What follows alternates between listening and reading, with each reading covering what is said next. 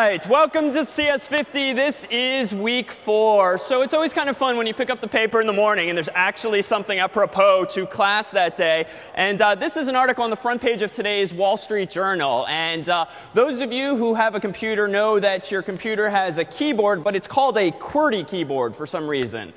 Why is it called a QWERTY keyboard? OK, I can't actually make out any of those comments, but presumably it's because it spells QWERTY, Q-W-E-R-T-Y. Here's a random keyboard from the internet, Q-W-E-R-T-Y. If you've never heard this expression, you have a QWERTY keyboard just because that's the most phonetically pronounceable string of characters someone discovered many years ago. But there's this alternative called Dvorak, which some people, perhaps those among those more comfortable, sometimes use. Personally, I never got the hang of this, but this article here in the Wall Street Journal is about this. And quick little excerpt, which amused me. The Dvorak keyboard layout, though around for decades, is as little known among the general typing population as it is passionately embraced by its devotees. It is to the keyboard what Esperanto is to language and what Betamax is to videotape. Fans say it lets them type at blazing fast speeds with less strain on their hands and wrists than typing on a conventional keyboard. And this was, I thought, the punchline. Nobody else cares. And if you actually then follow up, let's see, turn to page A4. There's more discussion on this. And the context was there's a bunch of people sort of bemoaning the fact that smartphones these days, iPhones and whatnot, apparently don't support Dvorak. They've kind of optimized for the rest of the world. The Wall Street Journal really went to town on people here. Smartphones seem dumb to Dvorak fans. But let's see. This was kind of cute. So the final quote in this article is, I think it's really sad, says one Dvorak devotee, that Dvorak isn't on smartphones because it's something, but it's something I'll have to live with. I'm a Dvorak typist in a QWERTY world. So those of you, some more geek humor. So those of you who have traveled internationally, though, or are from abroad, know that there are certainly differences in certain countries. Most recently, I was in France and sat down in the hotel's kiosk and got so frustrated because I couldn't find like the / symbol because it was in just a different place. But there's yet other keyboards out there. I just did actually a quick Google image search and found this one, which actually some of my more advanced friends have. It's this crazy looking thing, which frankly I can not even send an email effectively on. But it looks a little like this. And now frankly, the motivation, oh, laughing at me, huh? There we, so frankly, they're actually, I mean, I don't mean to poke fun at these things because even I've had issues with RSI, repetitive strain injuries, that are actually can be alleviated to some extent by devices like this. But again, I just never wrapped my own mind around this. But the neatest keyboard I think I ever saw was owned by a really geeky MIT friend of mine in graduate school. And whereby in his lab, I sat down, went to just send an email or something, looked down at this keyboard, looked like a very standard black Dell keyboard, keys not like this, but a normal keyboard, but none of them were labeled. So there was no Q, W, E, R, T, there was no ABC, there was no labels on this keyboard. And it was frankly the most effective way I've ever seen of keeping people off your computer. Because but it was also this really interesting like intellectual challenge because it reminded me of that scene at the end of Star Wars where Luke kind of has to put away his machine and just go on faith alone. I mean, that's the only way I was able to type. I couldn't look down and type my email. I had to just literally like close my eyes and do it rote from memory. And I actually got through it. But it was the neatest thing I think I've ever seen. Better yet, I've also seen online keyboards that are optimized for moving the letters around just to mess with people. So even though it's actually a normal keyboard, people don't realize what the labels actually mean. So enough about that. In other news, if you haven't returned your scratch boards yet, I hope you're having a lot of fun with them. But please do return those to any of the teaching fellows in the corner here. We'll pretty much cut off that limit this week on Wednesday. And let's see. In other news about grades, so if we could pull up the lights for just a second. This I mentioned briefly at the very start of the term, but now that you've started getting official feedback from your TFs, it's perhaps worth a quick recap. I think 2 of the wheels are locked today. So this is essentially a summary numerically of what each page 2 of the problem sets convey qualitatively. So the teaching fellows have all been asked very expressly to focus this term, as in past terms, on as much qualitative feedback as possible and less on the quantitative feedback for a number of reasons, not the least of which it's far more educationally valuable to get prose comments back from a teacher pushing you toward how you might write better code, solve problems more efficiently, than just getting numeric scores that in and of themselves are not pedagogically that interesting. But I know there is a concern last semester, this semester, with getting things like 3s, because the mathematician in the room immediately does 3 divided by 5, 60% on my first problem set, and you get really frustrated or angry or disappointed or whatever the emotion happens to be. But realize, as these labels are meant to imply, the goal of the course in terms of grades at term start is to start off as many students as is possible and as is appropriate in this middle sweet spot, to be honest. 3 is good. 3 is not a C. 3 is not a 60%. You can do all the arithmetic you want, but that's not how we view these numbers. In fact, the TFs have all been asked very specifically by me to, keep their students as best as is possible, in this zone at first, so that there's actually room to grow. And frankly, even among those more comfortable in this room, odds are there's still plenty of room for improvement within your code, even though relative to, say, a complete noob's code, it might be better. But again, we ultimately consider students on an individual basis a term semester, so that, again, what's most important in this course is not so much where you end up relative to that person sitting next to you, but where you are relative to your other self. So do expect 3s in the beginning of the semester. If you're getting betters already, even if you got a couple bests here and there, outstanding. If you're in the 1, 2 range, take advantage of the innumerable resources the course offers, office hours and more. And do realize what these axes mean, if not clear from the PDFs themselves. So correctness really boils down to, does your program do what the spec told you it should do? Is it buggy? Is it bug-free? Does it behave as expected? Design is more of a subjective matter. And this is why we have humans grading your work and not just computers. We do use automated tools to assess, for the most part, correctness, because we can compare your output against some canonical output.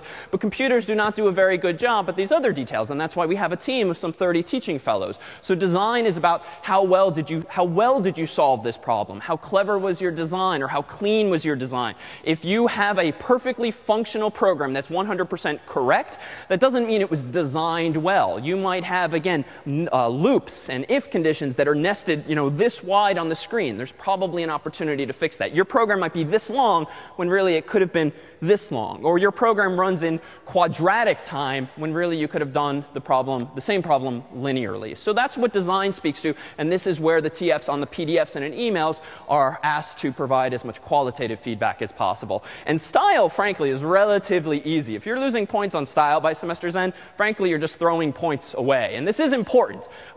Naming variables appropriately, commenting your code, indenting properly goes a huge way long term, whether or not you're still taking courses after 50, just keeping your own code understandable by you. Even if I sit down a year hence and look at some of my own code that I've written, I have no clue what some of it does if I didn't actually take the time a priori to design it well. So think of style as something you should be doing as you write each and every line of code. Too often, it seems, do students relegate style to the very last minute. I'll comment it all later. I'll fix things later. That never seems to happen, right? Because 6:59 p.m. rolls around pretty fast, and that's the first thing to go. And it's the easiest thing, frankly, to fix. So don't do yourself a disservice with that. And if you have any concerns, by all means, reach out to me or your own teaching fellow or Yuki or Jansu throughout the semester. All right, so with that said, today is where I think things begin to get particularly interesting, because we can start to do more sophisticated things, both mechanically using various tools and also conceptually, because now we've gotten underneath our belts a lot of the basic building blocks we can now assume for the rest of the semester. Now, what do I mean by that? Well, the first thing we're going to introduce today is something called a debugger. So many of you have suffered bugs in your programs, and this is certainly to be expected. This is nothing that you ever move away from entirely. Certainly code I've written, whether it's for the bulletin board or even certain problem sets, have been erroneous sometimes, and you learn to get better at this. But thankfully, the act of debugging, finding bugs that you've made and fixing them, does not have to devolve to just thinking through your code or using Printf all over the place. There are some powerful tools to help you help yourself. And the one we're going to introduce today is called Gdb, the Canoe Debugger. This is sort of sort of the second, a nice counterpart to GCC, the compiler that you've been using, and it operates as follows. I'm going to go ahead and open a program called bar.c. It's among today's printouts, so you do have a copy of this. This program really does nothing interesting. In fact, it does a lot of unnecessary work, so bar.c. But I use this as an opportunity to walk through this program step by step, which is not something we can do just by running at the command line. I'm going to instead compile this program in a slightly special way and then run it within the confines of this thing called a debugger, a program that lets you pause execution anywhere you want, a program that lets you look inside of variables, look inside of arrays, see what's there, so you can do a little sanity check for yourself, and then you can let the program proceed. In short, with the debugger, can you walk through your own code step by step, or even jump around? And this is hugely invaluable, especially now that your problem sets are getting a little larger, because you can now diagnose problems a lot more easily. So this is, again, just a stupid program. Starts off in main. It calls a function called foo, which calls a function called bar. Notice at the top here, I've gone ahead and provided a prototype, as it's called, of each, so that GCC knows to expect these functions. But now I'm going to go ahead and compile this in a slightly different way. Rather than run GCC of bar.c, and actually I'm going to do -o bar, I'm going to add an additional flag that you may have seen flash across the screen sometimes, given how we've automated some tasks on nice.fast. But I'm going to go ahead and add to this a -gdb. So it's a little oddly named, but we'll be able to automate this before long. And what this tells GCC to do is, yes, compile this source code down to zeros and ones, called object code, but also include in a.out, or rather in the binary called bar, include some extra information that a normal human, a normal user, really doesn't care about. In fact, you're just wasting space by adding this special stuff to the binary. But include debugging symbols. Include some hints from my own source code so that I, the programmer, can walk through this code and actually see what's going on. So what I'm now going to do, now that I have a program called bar, as usual here, looks the same, I'm going to run gdb of bar and then hit enter. So I get a bunch of copyright stuff, not all that interesting. And then I get a GDB prompt. Now, the simplest thing I can do, and we'll refer you online to a really nice cheat sheet for GDB, but there's a couple things that might be worth jotting down for yourself today, just so you don't forget. But run is perhaps the easiest command you can type at the GDB parenthetical prompt. Starting program. Incidentally, this is a longer path than you might be familiar with, but if you recall from earlier problem sets, nice.fas has big hard drives with lots of people's data on it. This is the full path, the number of steps it takes to find your directory from the root of the hard drive. And this is just being ever more explicit as to where I am. So not that interesting, except that I am, in fact, running bar at the very end. And apparently, this program just prints out something like world high on bar. So again, uninteresting, and it exited normally. But now let's see if we can step inside this thing. And incidentally, what do you think it means for a program to exit normally? How does GDB know that it exited normally? Yeah, so return 0. So finally, that detail we've been telling you is a good thing in many contexts to do is actually becoming useful, because now when we actually care about the correctness or the incorrectness of my code, getting back exit codes like that is helpful. So you know what I'm going to do? That happened way too fast, right? I'm not yet actually controlling this program. I'm going to go ahead, and incidentally, when I clear my screen, it's usually Control L, another little Linux trick. So Control L cleared my screen. But this time I'm going to say this, break in the function called main.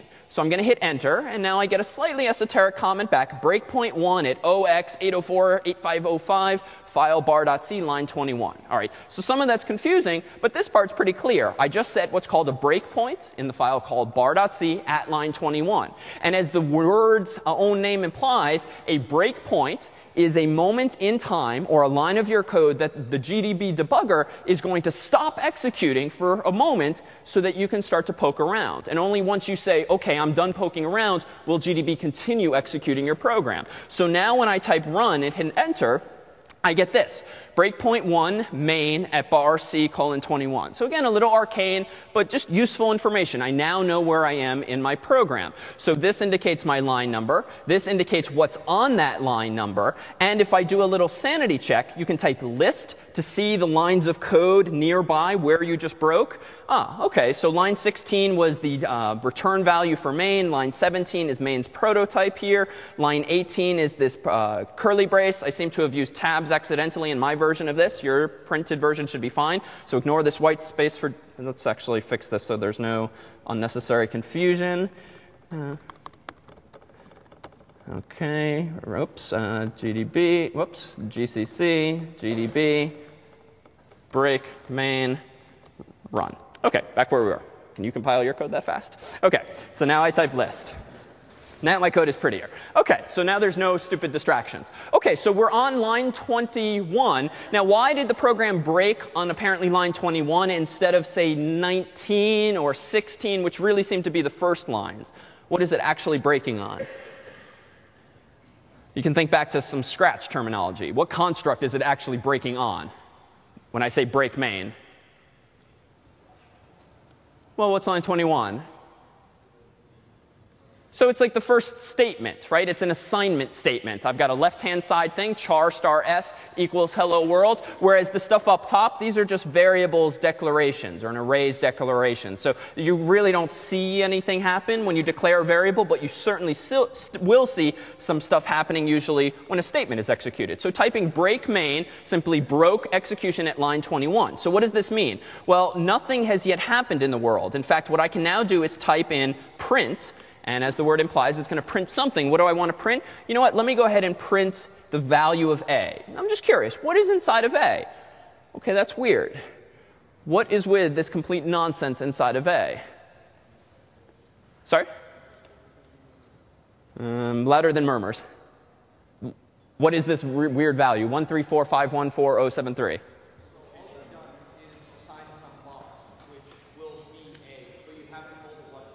Exactly. Good. So we did offer some caution a week or two ago when we said it's fine to declare variables, but you should never start using them until you yourself have assigned them a value. It might be nice if ideally variables all initialize to some value like 0, which actually is the case sometimes and in some languages. But clearly here, there's just some garbage value inside the variable called a. And that's because, again, a program has a whole bunch of RAM allocated to it. It can do anything it wants with that RAM, or you can, but it doesn't necessarily clean up that RAM. It doesn't initialize it necessarily all to zeros. And so, yes, I have a 32-bit chunk of memory called a. It's designed to store an int, but I haven't actually initialized it to something. So what's inside of a right now are the bits that previously belonged to some other variable or some other entity in this program. OK, so that's fine. That's not such a big deal. But I don't want to use a for any reason. And just as an aside, the $1 here, this is just a GDB thing so that you can actually reprint values from earlier. That's sort of like a temporary variable that, for now, just turn a blind eye to. But it can be useful. All right, well, what about b? Let me go ahead and print. Let me go ahead and print b. OK, interesting. So b is an array of type int of size 5. And apparently, I have 5 bogus values in there. What do those numbers mean? Well, frankly, who knows? But again, I haven't initialized that array to any specific integers yet. So I just have some junk in there. So what's neat already about GDB is that we're literally looking underneath the hood at what's going on inside the computer's memory. And unfortunately, nothing interesting just yet. What about s? Let me go ahead and print s. OK, that's really weird. So what is that? So there's some kind of an address. Anytime you see 0x starting today, that's going to refer to some kind of memory address, some location in RAM. What all the letters mean we'll determine in a moment. And then in the quoted string, that is definitely not hello world. Right? It's sort of like the ROT13 version of hello world. But even then, it's kind of garbage. But why is that? Why is there junk inside of s at this moment in time at line 21? All right, so it hasn't actually executed yet. When I've broken at line 21, I've broken before line 21 is executed. So if I actually want to step over to the next line, the command in GDB is next. So now I've advanced to line 22. This means line 21 has hopefully executed. So if I type the very same thing again, print s, aha. there is in fact my hello world string stored inside of the variable called s. And char star, that's synonymous with what little shorthand in CS50's library? That's just a string. Okay, and we'll tease apart what that asterisk is exactly doing for us later today and Wednesday. All right, so what comes next? I do a printf. Well, what is this all about? Well, print, let's see, s bracket 7. This is something we'll spend some time on. But if I go ahead and hit next, let's see what gets printed next. OK, nope, pun intended there. So line 22 is about to get executed when I type next. Here we go. OK, so world printed out. Now, why is that? Well, let's see. What I've just done is print ampersand s bracket 7, close brackets. So some new syntax. But just as a teaser so far, what is 7? Well, let's see. Here's s from here left to right. So this is 0, 1, 2, 3, 4, 5, 6, 7. It looks like when you start counting from 0, 7 is the index of the w. And we'll see later today and Wednesday what it's doing for us by adding this ampersand. Apparently, it's somehow tricking printf or compelling printf to print what string exactly? So world, clearly, because right, even though there's a lot of intermingling here of GDB commands and output to the screen, it printed world. So somehow or other, this little trick of using ampersand s bracket s is going to the 7th location and then printing the substring that starts there. So we'll see why that actually works. OK, I'm getting a little confused where I am, so I'm going to type list again. OK, there I am. So here's the nearby lines. I'm on line 23. So if I type print a is still a bogus value. Let me go ahead and type next, and now print a. OK, now a is initialized to 5. OK, so just baby steps thus far. But you know, I'm kind of curious as to what foo is going to do now. So line 24 is the next line to be executed. Here it is in my list of code. If I just type next, unfortunately, it steps over foo, it executes it, but then it goes to the next line after foo. And the next line after foo, of course, is line 25, where I'm returning 0. So if I hit next one more time, next one more time for the close brace, voila. So apparently I'm actually in someone else's code. Whoops. In someone else's code. Typing continue is just going to finish off the program. Just go to the end. I've lost interest in this problem. And it exits normally because it, in fact, returns 0. But let's dive into foo again. So let me quickly pull up the code, since I know we're going back and forth a lot here. So this was main. We stepped all the way through main. But when I typed next at this line here, it went over it. It did execute it. But I'm really curious to see what's going on inside of foo. So let me do this. I'm going to rerun GDB on the program called bar. I'm going to hit enter. And you know what? I'm going to again say break main. You know what? I'm tired of seeing line 21 execute. Instead, I'm going to do this. I'm going to hit delete to delete all my breakpoints. Another little trick. And I'm going to say break in bar.c line 22. I really don't want to see line 21. I want to start at line 22. So you can exercise some precision. You can specify not a function's name, but a file's name, colon, line number to start right there. OK, so now let me type run. So I'm breaking at line 22. Line 21 and prior have all executed. It's just I have not broken execution until this point. I'm going to go ahead and click next, next. And now I'm going to type step. So next takes you over a line while still executing it. Step steps you into the line, which means step into this function. So now notice I'm inside a function called foo. N is referring to what exactly? So that's its parameter. Let me pull up bar.c. Here we go. So here is the prototype, or here's the declaration for foo. Returns an int. OK, here it takes a parameter n. So what I'm seeing in GDB is the parameterization of this function. So again, let me restart this. I'm going to go ahead and type run again, which will restart the whole thing. Enter. I'm at line 22. Next, next, and step. And now, OK. So the very first line of foo, per your printout, says to declare a variable b, and then assign b to n, and then multiply b by 2, and then call bar, and then return b. So you know what? If I type next, that's going to execute line 33. And then line 34, well, let's do a quick sanity check. If I type print n, what should I see? What was passed in as the value of n? OK, it was 5, right? Because a was 5. We passed in a to foo. N takes on the name, is the name we give to the parameter. So it too says 5. And now if I print b at this point, another little sanity check. So b gets n, and then b star equals 2 should give me what here?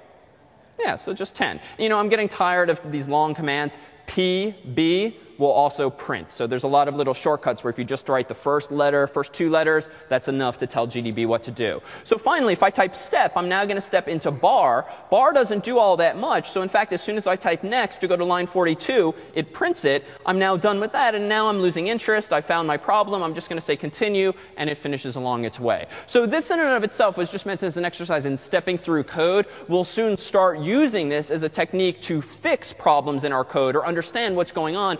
And this is going to be one of the hammers we have to hit all the time. When you start attending office hours or tackling bugs in your own code, do not underestimate the value of GDB. Inevitably, it'll be Tuesday, Wednesday, maybe Thursday night. You just need to get past some bug, and you're not going to want to sort of futz with a tool like GDB because it will cost you initially an extra 15 minutes, maybe an extra half an hour. It will save you hours by semester's end. No joke, leveraging tools like this. So don't dismiss it as something that was kind of interesting, but over my head. It's quite a powerful thing. All right, so with that said, let's now introduce or talk about some of the things we've been taking for granted. So this was an example from a while ago, buggy3.c. We've included it again in today's printouts, but it was wrong. Right? So a couple of weeks ago, we tried to swap two values using a function, and it just didn't work. So what was the fundamental problem with this code? Sorry? Scope. So there was this problem of scope whereby when main called swap, passing in, I think the variables were x and y. So x and y were passed in, but copies of x and y were passed in. And so swap has a and b, which are identical to x and y, but they're copies. They're identical in the sense that they're copies. Did those 4 lines of code inside the curly braces actually work? Yeah, so they did work, right? That is a correct logical way of swapping two values. But unfortunately, the moment we got to the end of this function, what did we do with the values a and b?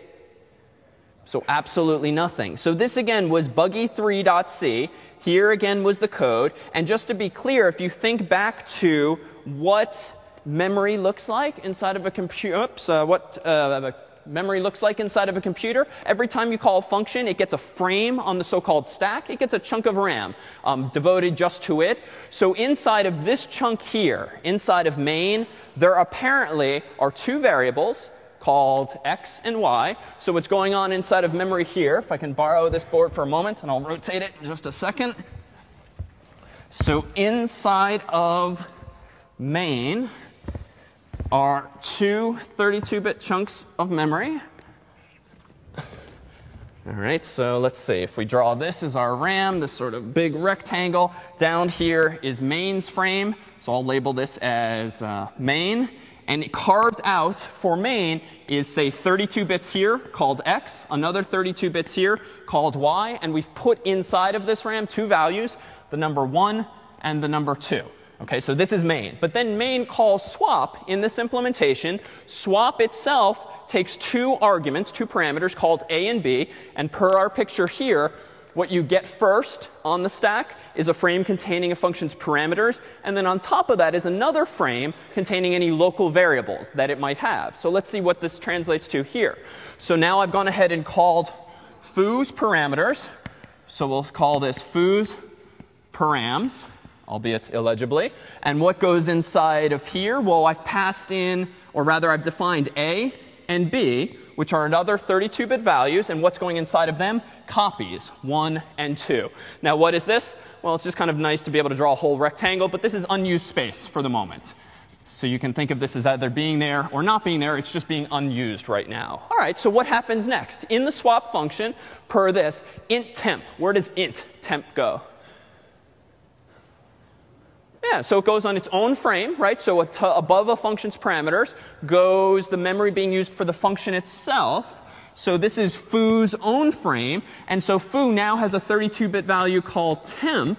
And initially, it's got some garbage value like 4, 5, 6, 7, right? Just because, right? We saw garbage values with GDB. Who knows what's in here at the moment in time when this line of code here is executed? All that's done is that 32 bits are set aside for temp. But as soon as I do temp equals a, what happens is that garbage value gets overwritten with something useful. So now we have that state of the world. And the next line of code that gets executed here is this one. So we have A being assigned the value of B. So what happens here? Which of these 5 boxes changes? So just A, right? So this 1 gets clobbered and becomes a 2. So that is now the state of our world. And then finally B gets temp. So that means I'm going to copy temp down to B. So now I have this state of the world. So in fact, this code is really, really correct. It has perfectly swapped these 2 values. It did cost us something, cost us 32 bits in the form of temp. But now the moment we hit this curly brace on the overhead, what happens? Yeah, so this goes away. And now technically I could erase this, but we'll discuss this in the context of forensics. Technically, this 1 does not go away. We just forget that it's called temp. So where do these garbage values come from? Well, henceforth, the next time we call a function, whoever gets allocated this 32 bits is going to have a garbage value of 1 because it's just been left there. But conceptually, this frame is thrown away entirely. And so now the state of my world is this, but then the function is in fact returning. So this now goes away. And unfortunately, all of that very correct, quote unquote, code was completely for naught because we did nothing with those values. And the reason for it ultimately was that variables, when passed from one function to another, are often, or at least by default, passed in by value as copies. So let's do a quick sanity check here. So that was called buggy C. So I'm going to do make buggy 3.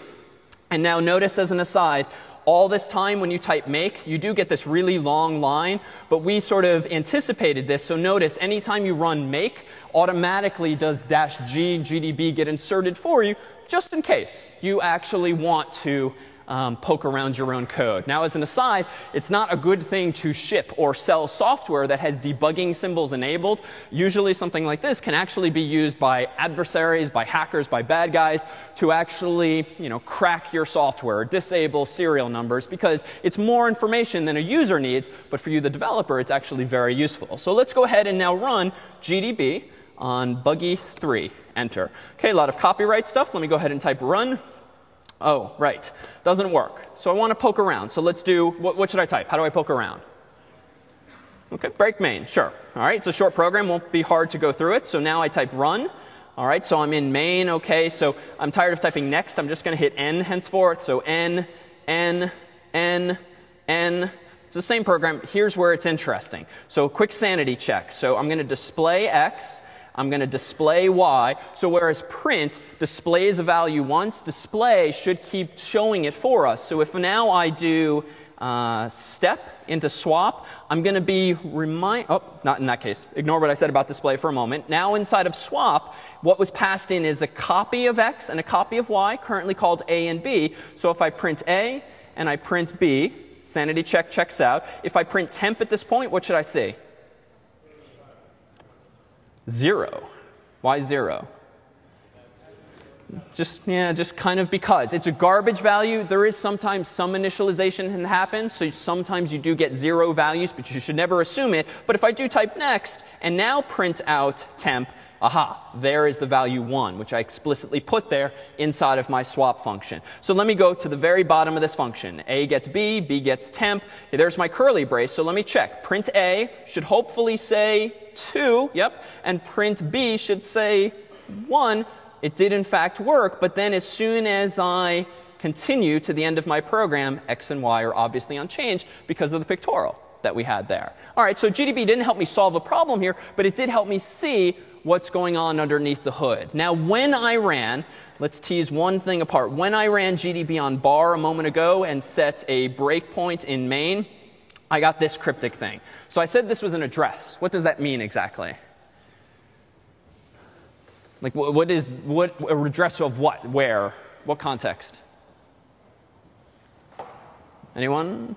So murmuring doesn't seem to help today, so we'll do this approach. Or I'll just stand here awkwardly. Anyone? Yes.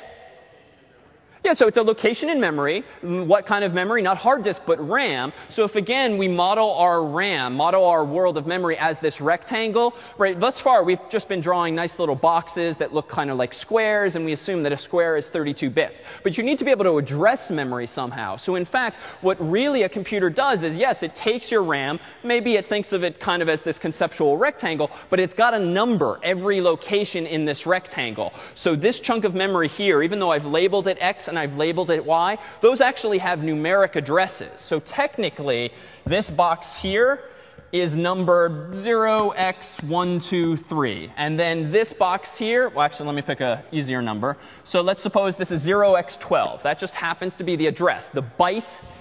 So if you've got 2 gigabytes of RAM, you've got 2 billion bytes of RAM. This happens to be byte 12, albeit in something called hexadecimal. So what's the address of Y going to be? OX1, just take a guess. So not 3, because how many bytes away is this guy? It's an int. So an int is 32 bits. 32 bits is 4 bytes. So that means if this is OX12, this is going to be OX16. All right, so all that minutia from week 0 when we talked a little bit about binary and bits, it's actually useful because now it applies to the addressing of memory. Now, as an aside, and I think we said this once before, there are many operating systems, some of which you're still using, that can only use, say, 2 gigabytes of RAM. Why might that be? Why 2 gigabytes of RAM? I think XP is limited to this, maybe 3 gigabytes of RAM. Yeah?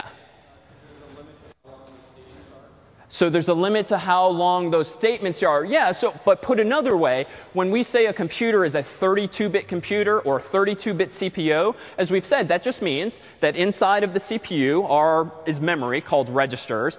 32 bits are used to represent numbers. Well, the biggest number we can represent with 32 bits is 4 billion. But if we use positive and negative values, the biggest number we can represent is 2 billion. And so why can some computers, some operating systems have a maximum amount of RAM at 2 gigabytes? Well, that's 2 billion bytes. Well, if the programmers of that operating system or the designers of that CPU only used 32-bit values to implement numbers, how can you address the 2 billionth and 1 byte up here if you literally cannot count that high using just 32 bits? Now, thankfully, the world has moved to 64-bit computers, 64-bit CPUs, which means you can have a ridiculous amount of memory. So this was just kind of for historical reasons or short-sightedness that we have some of these constraints. But that's what it boils down to. You can't use 3 gigabytes or 4 gigabytes or 5 gigabytes of RAM in some computers, even though that's really useful for things like Photoshop these days because your ints are not big enough. They once were, but no longer. All right, so how do we then start counting in this new scheme? All right, well, we know binary, zeros and ones, and we know decimal. Let's see how we can get from zeros and ones and zeros through nines to OX and these other letters here. So in binary, what's the number for 0 using 4 bits? Good. All right, how about 1? OK, and then whoops, that. And then 1, whoops, 1, 1. And this is, I'll put some little reminders here if this has been a while. OK, so now 0, 1, 0, 0 is 4. 0, 1, 0, 1 is 5. 0, 1, 1, 0 is 6. 0, 1, 1, 1 is 7. Let's see, haven't embarrassed myself yet. 1, 0, 0, 1 is 9. OK, fun part coming up. 1, 0, 1, 0 is 10. But if I'm using the decimal system, the only digits I have for numbers representations are 0 through 9. So yes, I can compose 10 by using a 1 and a 0. But if your notion of a digit is a single number, so 0 through 9, we have no way of expressing the number 10 using individual decimal digits. But fortunately, there are other base systems. We talked about binary. We talked about decimal. There's also something called hexadecimal, whereas in binary, you have 2 values, 0 and 1. Decimal, dec, you have 10 values, 0 through 9. Hexadecimal, you have 16, 0 through 9, and then A through F. right? So the world needed to count a little higher than decimal allowed using individual digits. So now 1, 0, 1, 1 would normally be 11, but I can't do that because, again, 11 is not a digit. It's the composition of 2 digits. The single digit I'm looking for in hexadecimal would be B. And then finally, 1, 1, 0, 0 is C. 1, 1, 0, 1 is D. 1, 1, 1, 0 is E. And then, thankfully, no mistakes, is F. And the context, frankly, that some of you might have actually seen hexadecimal before is in kind of a silly context, making web pages, where color codes are often represented with hexadecimal these days. So anytime we need to count a little higher than decimal allows, and certainly higher than binary, I mean, my God, this would be a nightmare if GDB told us where things were in binary. It's not very human friendly. We can now at least count up here in week 4 to the number 16 using this new base system. But this is useful because many, many, many programs actually use hexadecimal to represent values here. Now, it's not going to be that useful to you generally to know where in your computer's RAM your function or your variables ended up. But sometimes it's useful to care about maybe the last couple of digits, because then you kind of know where they are relative to each other in what's otherwise a really big address space. And when we get to our forensics problem set in a couple of weeks' time, and you actually have to recover JPEGs from disk, what you're going to be seeing when you look at the files on disk are actually not numbers like 0, 1 through 9, but rather you're going to see hexadecimal, partly just by convention. Because what is one upside of using hexadecimal instead of, say, decimal? What's useful about it, even on first glance? Like, what is the value of defining A through F in this way? It's shorter. That's it, right? You can express more values using just individual digits. So there's an efficiency aspect. And consider, too, the whole reason we use decimal as humans instead of binary is, my God, just to represent the number 15, look how many digits. Well, maybe that's not that compelling. You have to use 4 digits, and we can use 2 to represent the number 15. But if you think a little further out, this actually does have ripple effects with much larger values, though that might not have been compelling. OK, so that was a lot all at once. Why don't we go ahead and take our 5-minute break here? All right, we are back. So it occurs to me that I might have induced some fear by saying you shouldn't be getting many 1s and 2s. So on the first C problem set, you should have gotten some 1s and 2s because design and style, as your TF may have told you, were only out of 2 possible points. So you probably did get a 1 or a 2. And the motivation, normally everything will be out of 5 points. So that little chart I drew on the back of the board is applicable. But in the beginning of the semester with PSET 1, when we've barely had time to talk about what design is, what style is, we certainly don't want to put you at a disadvantage by expecting more than we possibly could. So 1s and 2s, very good on problem set 1 for those 2 axes. So the setup here was that swap has not worked for weeks. Like, we've been able to implement functions. We've been able to take in inputs, produce outputs. But swap itself cannot swap 2 values successfully. So one approach, at least instinctively, might be, well, maybe the problem is this whole time swap has been a void function. We are not actually returning a value. So could we, in fact, maybe start returning a value? So if I call swap and pass in 2 values, maybe I could return the swapped values. But there's a problem here. How many values can you return from a function as far as we've seen in C?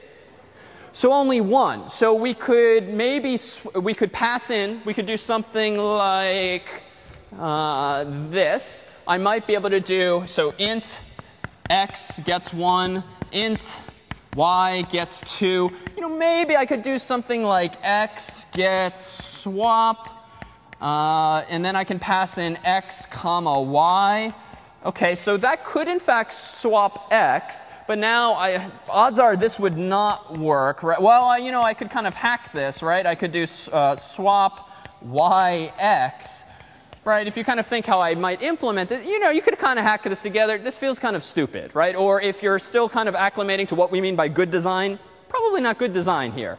So it would be ideal if we could just return 2 new values. Give me back 2 values, and then I'll assign those to x and y. And you can do this in some languages, but not in C. So the approach that is almost always taken that actually opens the doors to some really powerful, if dangerous, code is this one here. Thus far, we've been passing in arguments by value, by copy. By contrast, there's something called passing in arguments by pointer, or passing in by reference. So pointer, reference, synonymous. value, copy, synonymous. So passing in by pointer does something fundamentally different. Instead of passing to swap the values of x and y, you can use this asterisk notation and pass in not the values of x and y, but their physical locations in RAM. Now, as soon as you pass in the locations, aka the addresses of two variables in RAM, you're essentially handing a function like swap the power to do anything he wants to those variables. Because if you tell swap where x and y live in memory, he can go to town on them and swap them, change them, delete them, overwrite them, anything that function wants. Now, hopefully you're writing the function and you're not going to mess with your own variables. But what this is going to do for us is the following. If in main I have the following scenario. So here we'll say as my RAM again. And in main, we have main's arguments like argc and argv, which aren't interesting today. And then we have main, which has this. We have a value of x, and we have a value for y. And these numbers are 1 and 2. So hopefully you can see this. We just have two little boxes, the values 1 and 2. And these have addresses. So let's just use the same addresses as before. So the address of this thing for reference is 0x12. That's completely arbitrary. I just made that up. And the address of this thing, completely arbitrary except that it's nearby, is 0x16, which is 4 bytes away. So I'm being consistent relative, but the starting point was random. OK, so that's what I've done here. If I now call swap, before I allocated 32 bits, and passed in the values of 1 and 2. But you know what? Let me do this. Let me call swap this time. I'm just going to label it over here. So this is swap's parameters. And I'm still going to call these parameters A and B. But you know what? What am I going to pass in as A and B? Not 1 and 2, but what numbers? Yeah, so 0x12, and I apologize for my handwriting. We'll clean this up in the scribe notes, or 0x and 0x16. So now, incidentally, 0x, this is just human convention for the following is a hexadecimal number. That's it. It doesn't mean there's a 0 there. It doesn't mean there's a digit x. It just means the following digits are hexadecimal. All right, so now I'm passing in this address and this address. So this means swap can now use that information somehow. So how do you do that? Well, here is the new and improved and finally correct version of swap. What we're doing now with swap is the same thing as before. We're declaring a temporary variable. So that was swap's parameters. Here now is swap's other frame where he can actually put local variables. So here's a local variable called temp.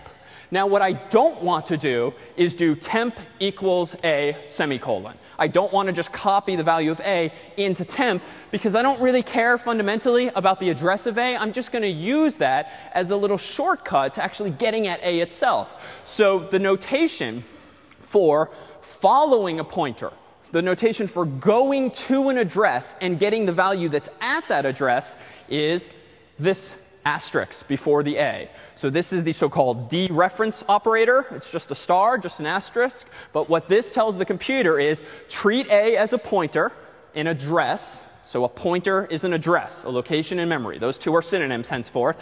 Go to that address, get what's there. And what is there? What's at star a? 1. Go to the address a. Get what's there. This is the address A, 0x12. Get what's there, which is 1, and put 1 where? Inside of temp.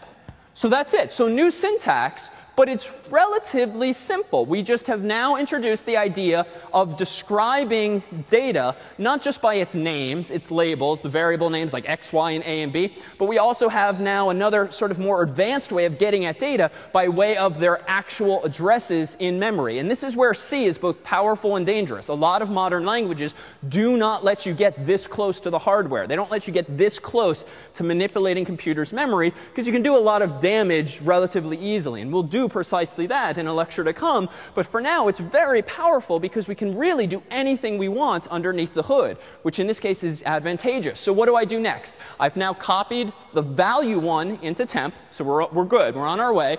Now star A gets star B. All right, well, let's tease that apart. Let's start with the right-hand side first, star B. So that means treat B as a pointer. 0x16. Go there. Well, where is 0x16? Well, my dotted line says it's right down here. So go there, and then star B in the end is equivalent to what value? 2, right? Just get the value 2. What do I do with the value 2? Well, assign it to the left-hand side. What's the left-hand side? OK, same idea. Treat A as a pointer, OX12. Go to that address. So follow the pointer, and then put what there? 2. That's it. All right, so go there. So it's kind of like there's this intermediate step. We now have to go to an extra location. We have to do a little more work mentally and also programmatically. But the end result is still going to be the same, but in a much better way. So now what do I do? So star b gets temp. Well, temp is easy. This is the name of a variable. Bam, I'm there. This is like week 1 stuff. Now what do I do with temp? Go to the address pointed at by b. All right, so b is this. This is a pointer, OX16. Star b says go there. Where? Here, that is OX16, do what with it? Put there what value? 1, aka temp.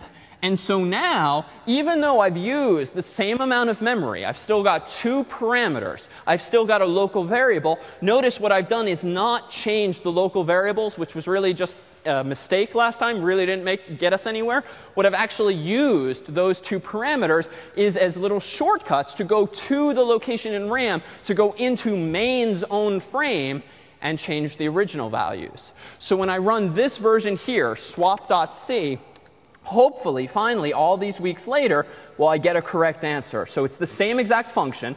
The only thing I've changed is the implementation of swap, but I've taken care to do 2 things here. Well, actually, I did 1 change in main.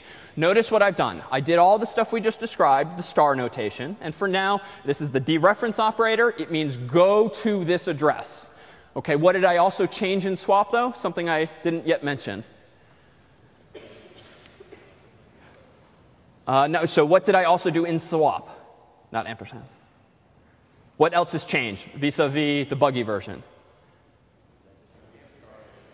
Well, this part, so not ampersand, the stars here, right? So the declaration of swap has changed ever so slightly. Previously, the declaration of swap, remember in the broken version from just now and also a couple of weeks ago, was this: int A, int B. And that's great. I took in 2 ints, but they were copies. So if you instead want to pass by reference, pass by pointer, you instead say, you know what? Here comes not an int, but a pointer to an int. Here comes the address of an int. And the way that you express the address of something is to put a star in front of it. So same symbol, which is a little confusing, slightly different meaning inside of this parenthetical context versus inside of the function itself. But this just means that swap takes 2 arguments. One calls A, one called B, and both of them happen to be the addresses of integers in memory. And that's precisely consistent with this picture. So I have changed one other thing, as a couple of people noticed. What has changed in my main function, apparently? So there are these ampersands, exactly. So the ampersand operator is kind of like the opposite of the dereference operator. Whereas the star inside of a swap says go to this address, the ampersand operator says get the address of the following variable. So previously, in the buggy version of my main function, I just did this. I passed in x, I passed in y, but that was problematic because I'm saying here swap, here's 2 values, 1 and 2, do what you want with them. But do only what you want with the copies that I'm handing you. So in this case, when I say ampersand x and ampersand y, this is saying, hey swap, here comes the address of an int. Let's call it x. I'll call it x. You can call it anything you want. Here comes the address of another int. I'll call it y, but you can call it anything you want. Say b. Do what you want with these now. So you're now handing to swap, again, the power to actually manipulate the data at those locations. And this is hugely powerful. In fact, we've seen this before. Where have we seen this star operator before and not in the context of multiplication? What data type? So right, we've seen it in argv. So we've had char, star, argv brackets. So we've seen the asterisks there, and it's clearly not multiplication there. We've seen that char star is synonymous with string, and that too has nothing to do with multiplication. So we've seen this before, but because now things are getting a little more sophisticated, a little more interesting, do we finally started addressing, pun intended, what that symbol actually means. So pictorially, we offer this. So there's a nice tutorial linked on the resources page of the course's website from how stuff works. And it's actually got a nice exposition of what's going on inside. And their pictures are much cleaner than mine. So these 2 lines of code, int I comma j and int star p declare a picture like the following.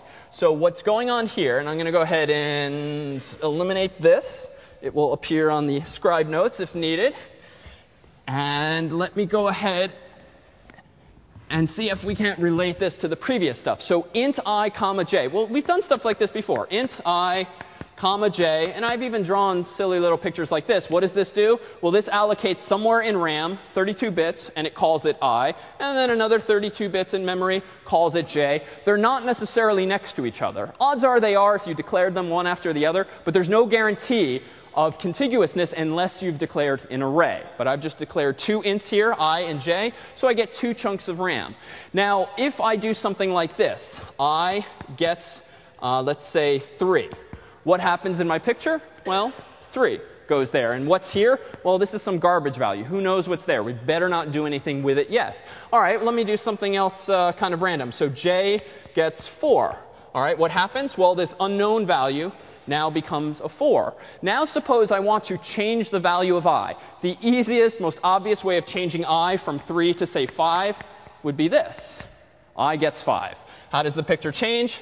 Well, the 3 becomes a 5, right? Very much week 1 stuff. But let's see if we can't now leverage this idea, albeit in a little sandbox, to use the address of this thing. Suppose I want to change I from 3 to 5, but I want to kind of impress people and do it in a manner that leverages the addresses of this stuff. Well, what this slide here, what this picture and tutorial are explaining, is that just as you declare an int just by saying int and then the name of the thing, you declare a pointer to a data type by saying int star p.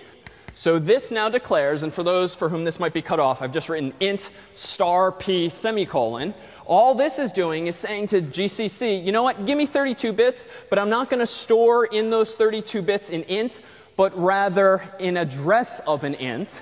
And it just so happens that with what data type our address is actually stored, have we been saying? With ints. So in this case, it's actually kind of a coincidence, but a pointer, as this thing is called, the address in a C program is implemented ultimately by way of an int. So this is going to be another 32-bit chunk, and that's why I'm drawing them all as roughly the same size squares. Here is its name p, and if I now say this, let's say p gets I, what would that do for me? P gets I. So nothing. Bad stuff, right? Because I'm saying store in this address, store in this variable I. Well, what does that mean? Well, that means put 3 here. But the compiler is probably going to yell at us because these two things, p and I, are of different data types, right? This is like trying to cram one data type into another that doesn't really belong there. P is supposed to be the address of something, but I is not the address of something. I is a value. So if what my real goal was here is not to store in p the value of I, but the address of I, what did we just say is the trick syntactically for that? Yeah, so p gets ampersand of I. And what that means is that what goes here is what? Well, gosh, now I have to make the picture a little messier.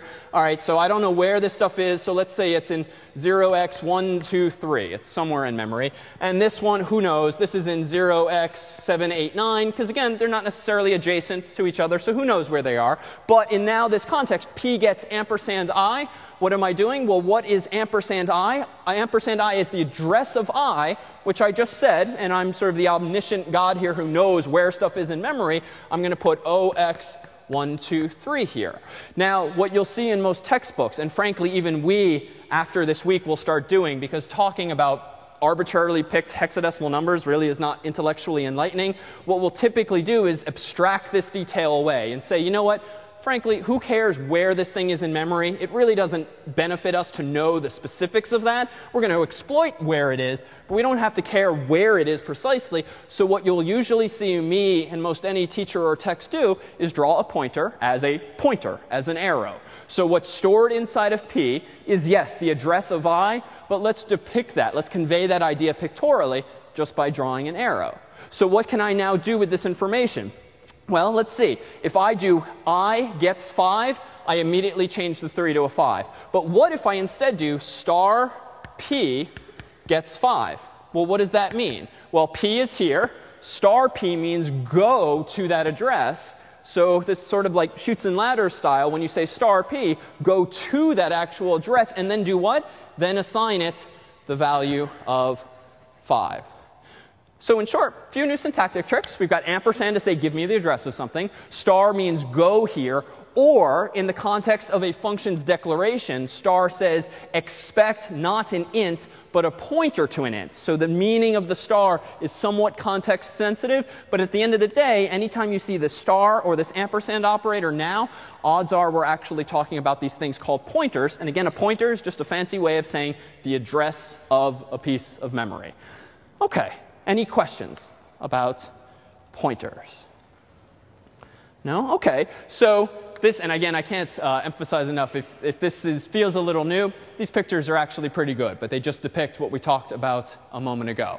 So it turns out there is a relationship with arrays that we've kind of been waving our hands at. Clearly, argv has something to do with arrays, but also pointers because of the brackets and the star. And char star is the technical definition for a string. But we already know that strings are really just chars, but not chars per se, arrays of chars. So there's actually been this relationship between pointers and array, or at least a similarity between them. So just to slap a picture on this too, if in code I say int I, what I get at top right there is a 32-bit chunk of memory. The How Stuff Works tutorial says question mark, question mark, question mark, because who knows what's there? It's some garbage value.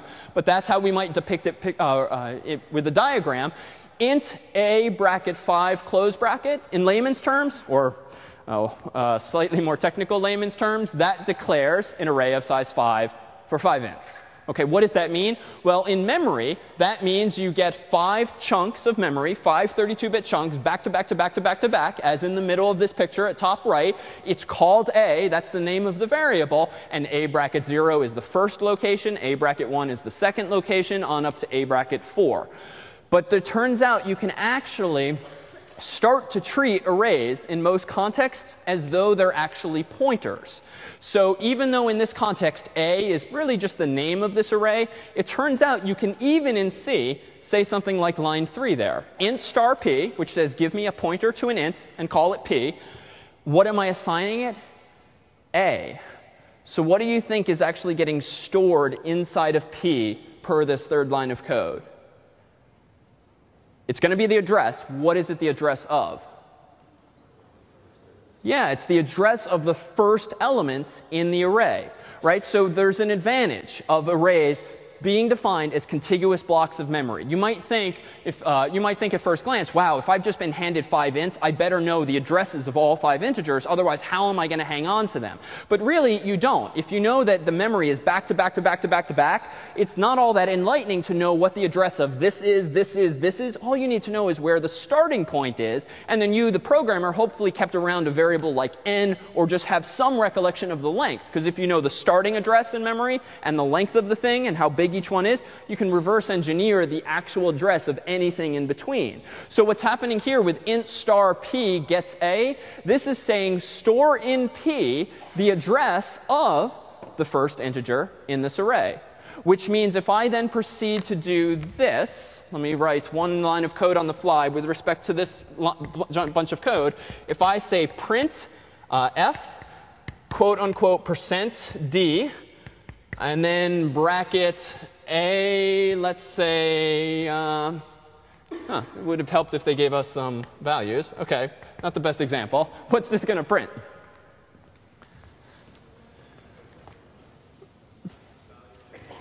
OK, so that's actually a good, clever answer. So the value in the first location of the array. Frankly, I realized this was a bad example because it's just going to print junk. Who knows what it's going to print because question marks are there. But at a higher level, this is going to print the first int in the array. But it turns out if I do this too, if I've done star p gets a, notice what happens. If I just put p, this is going to literally print the address, right? So ints, rather pointers, are in fact numbers. They are integers. %d means put an integer here. So this would actually print the address of the first location in A, otherwise known as p. This would print the value inside p. But if you want to go to p and actually print that location, if I add this, it turns out that this is essentially synonymous with a bracket 0 at this point in the story. So again, I have this ability to figure out the address of something in memory, but then with the star operator, I have the ability to go to that address. So I now have a way of expressing the same values with different ways. And this in and of itself, not all that useful, because we've not given you a trick that you need to solve any new problems in a silly context like this. But we'll see that this is actually increasingly powerful. So let's take a look, actually. In compare1.c, which you do have a printout of today, we have now an explicit use of star. So now, at least in lectures, we're going to begin to take off the training wheels, so to speak. And yes, we're going to talk about strings, but let's really call them what they are. They are char stars, or they are arrays of characters. All right, so what does this mean? So here's a program called compare1.c. Per the comments up top, this is going to try and fail to compare two strings. But the interesting question is going to be why? Well, it's not a long program, so let's see what's going on. So here we have printf, so say something this program's going to do. Then I'm using getString, and I'm storing the string that's returned in a variable called s1. But again, training wheels off. I'm not calling it a string. It's a char star. Same thing, but now we can finally ask the question, what does that mean? All right, and then the line 3 here, say something else. And then I store the second thing the user types in s2. That's where the string's getting stored. But now let's push a little harder on my own language here. When I say getString returns a string, how do you return a string? Like, functions can only return one thing. Now, you can't just hand the user any number of characters, a whole sentence. What is getString really returning? So an array of characters, but what does that mean? What literally is being handed back? Because an array of characters still sounds plural. What's getting handed back? A pointer, the address of the string in memory. So all this time, when getString has been getting a string from the user, what that means is getString, whose implementation we'll look at, is actually allocating a bunch of RAM, all contiguously. Any character I type at the keyboard as the human, as part of this function, gets stored here, then here, then here, then here, character by character. And then getString, which again we wrote in order to return that string to you, quote unquote, to return conceptually that whole string, it suffices to return to you what? Just the address of the first character in that string. And why is that sufficient? I don't know in advance how long that string is. But what did we say if briefly, a few lectures ago, demarks the end of a string in memory? So special 0 character. So if I type in the word foo at the keyboard, and the getString function, as we'll see, stores a character f, then O, then O. It also stores a special terminating character, which we represent with \0. This is literally all zeros. And this demarks the end of the string so that I don't have to know or guess what the length of the string is. If I'm given the address of the beginning of the string, I can figure out how long the string is just with a for loop. Check here, check here, check here. Aha. There's \0. So in fact, many of you have probably used the strlen function for some pset or another, string length, to get the length of a string. What is it doing? I mean, it is literally implemented with a for or while loop. It starts at the beginning of the string and just checks. Are you \0? Are you \0? Are you \0? When the answer is finally yes, it returns the number of times it asks that question. So that's all strlen has been doing. So what this means is getString is going to return a pointer to a character that is a pointer to an array of characters. So why does the following fail? Notice this. If I get one string s1 and then get string s2 and then compare the two, this program's actually broken. So let me do this. Make compare1. OK, and now I'm going to run compare1.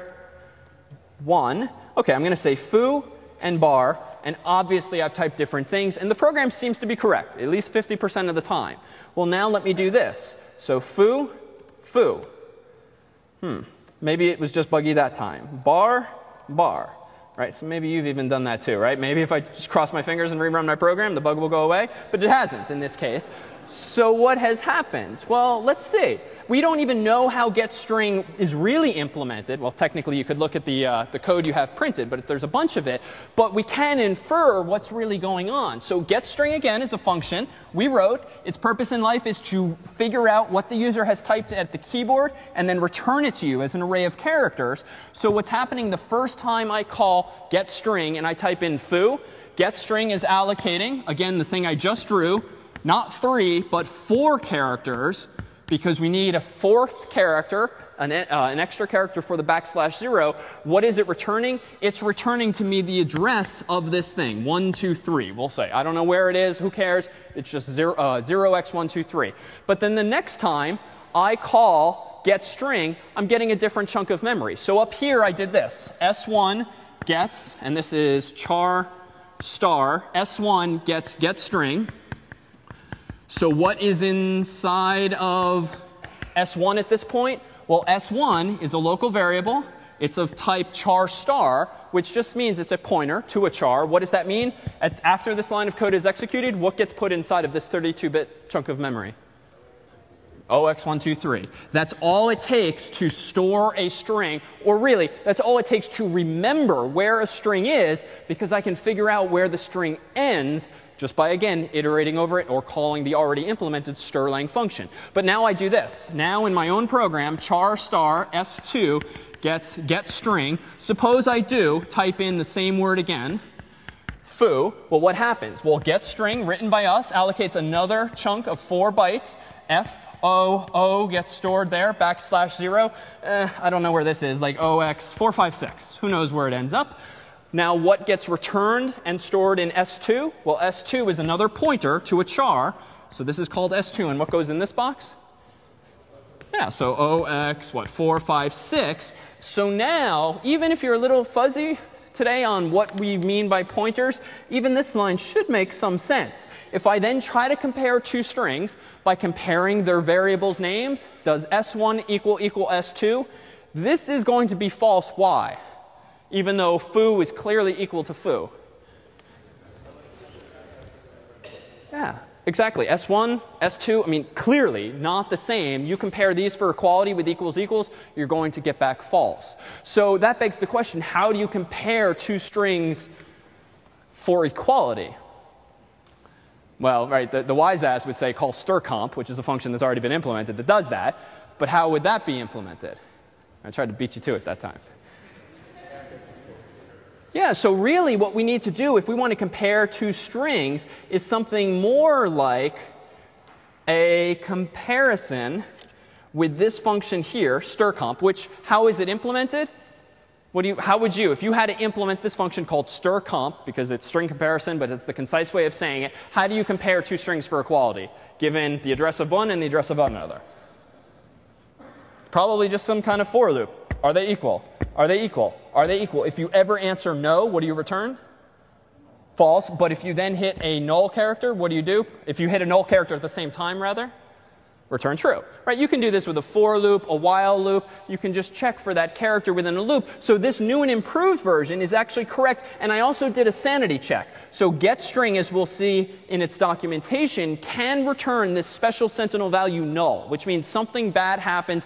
The user didn't actually type something, or the user typed a special sequence of commands that actually in many contexts could crash your program. So getString does return this so-called sentinel value called null in all caps. So what I actually need to do here, as we'll see as a matter of best practice, is always check the return value of a function like this. And if it does not equal null, that is, if there is actually a string there, OK, go ahead and compare the two with, go ahead and compare the two with this function called strcomp that actually returns a negative value, a 0 value, or a 1 value. And you can determine with that if they type the same things. What does get returned? You can infer this now using your deductive skills. What gets returned by strcomp if two strings are equal? 0. And why might you want to return a negative value versus a positive one? If it's less than or greater than, i.e. if it's alphabetically before it or alphabetically after it. So it seems here we have a little building block for sorting actual strings. More on that Wednesday. See you.